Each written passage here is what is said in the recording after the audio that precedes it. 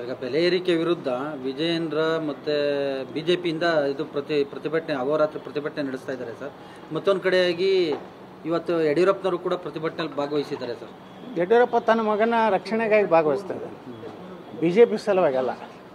ತನ್ನ ನಂತರ ಏನಾದರೂ ಸಾಯುವುಕ್ಕಿಂತ ಮುಂಚೆ ಮುಖ್ಯಮಂತ್ರಿಯಾಗಿ ನೋಡಬೇಕು, ಇನ್ನಷ್ಟು ಕರ್ನಾಟಕವನ್ನು ಲೂಟಿ ಮಾಡಬೇಕಂತೇಳಿ, ಇನ್ನಷ್ಟು ಸಂಪತ್ತು ಈಗ ಬರೇ ಮಾರಿಸಸ್ಸು ದುಬೈ ಅಂತಲ್ಲಿಂತಲ್ಲಿದೆ, ಇಡೀ ಜಗತ್ತಿನ ಎಲ್ಲ ರಾಷ್ಟ್ರಗಳಲ್ಲಿ ಆಸ್ತಿ ಮಾಡಬೇಕು ಅನ್ನೋದ್ರ ಸಲುವಾಗಿ ಪಾಪ ಅಷ್ಟು ವಯಸ್ಸಾದ್ರೂ ಮನ್ಯಾಗ ಕುಂಡ್ರಲಾರ್ದೇ ಇವತ್ತು ಹೊರಗೆ ಬಂದು ಹೋರಾಟ ಮಾಡ್ತಾ ಇರೋದು ಈ ರಾಜ್ಯದ ಬಡವರ ಸಲುವಾಗಲ್ಲ, ಈ ರಾಜ್ಯದ ರೈತರ ಸಲುವಾಗಲ್ಲ, ತನ್ನ ಮಗನ ಒಂದು ಕುರ್ಚಿ ಗಟ್ಟಿ ಮಾಡಲಿಕ್ಕೆ.